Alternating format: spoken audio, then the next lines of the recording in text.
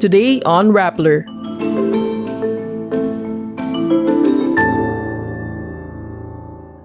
The Philippines and the United States conduct a second joint maritime patrol in the West Philippine Sea.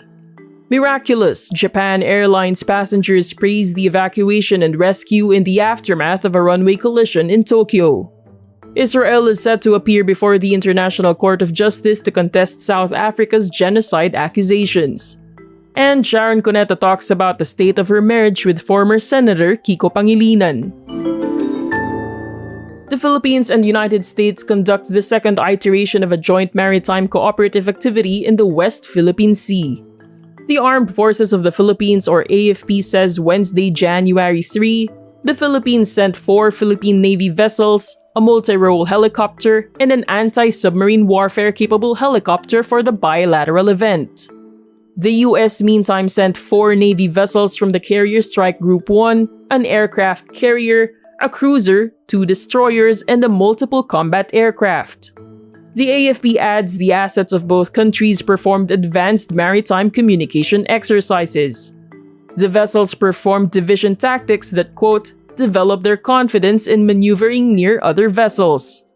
AFP Chief of Staff Romeo Bronner Jr. says that with the exercises, the Philippines' alliance with the United States was, quote, stronger than ever.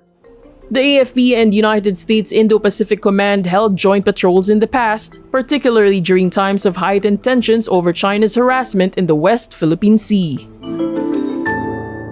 Passengers describe as miraculous the evacuation and rescue of Japan Airlines passengers that figured in a runway collision. All 379 passengers and crew escaped the aircraft, while 5 of the 6 Coast Guard plane crew were killed.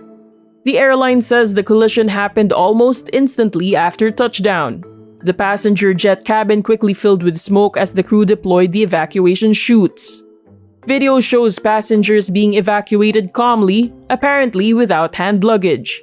Pausing to collect carry-on risks lives during an evacuation. All passengers were taken to safety in less than 20 minutes. 28-year-old Tokyo resident Tsubasa Sawada calls it a miracle, adding they could have died if they were late.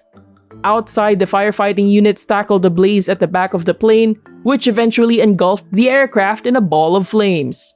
Authorities say they are investigating the crash, which continue to baffle experts.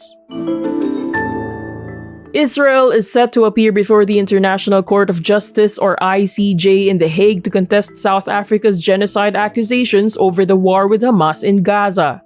South Africa asked the ICJ for an urgent order, declaring Israel was in breach of its obligations under the 1948 Genocide Convention in its crackdown against Hamas. More than 22,000 have been killed in Gaza, with its population of 2.3 million now in a humanitarian disaster. The ICJ, sometimes known as the World Court, is the United Nations venue for resolving disputes between states. For decades, South Africa has backed the Palestinian cause for statehood in Israeli-occupied territories. It likens the plight of Palestinians to those of the black majority in South Africa during the apartheid era, a comparison Israel strongly denies.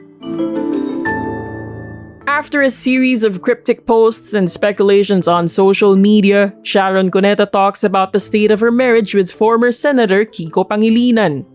In an Instagram live with her family on New Year's Eve, she says they are fine. Lahat ng mag-asawa, nangyayari ang tampuhan. Nag-away kami, naghiwalay kami, tapos nagbati na kami. So okay na kami, okay? Sharon addresses the rumors of their marriage being on the rocks. She apologizes to those who were hurt by her posts, saying she only made those posts to show fans when she was sad. We just got some emotions because we real people. Sharon then ends the Instagram live sending well wishes to their fans. Netizens began to speculate about the state of Sharon and Kiko's marriage after a now deleted post of the actress cropping out Pangilinan's head from a family photograph. And that's today's wrap. I'm Julian Cirineo. Thank you for watching. Click the link below for the full story. Follow us on Rappler's YouTube, Facebook, X, Instagram, and TikTok.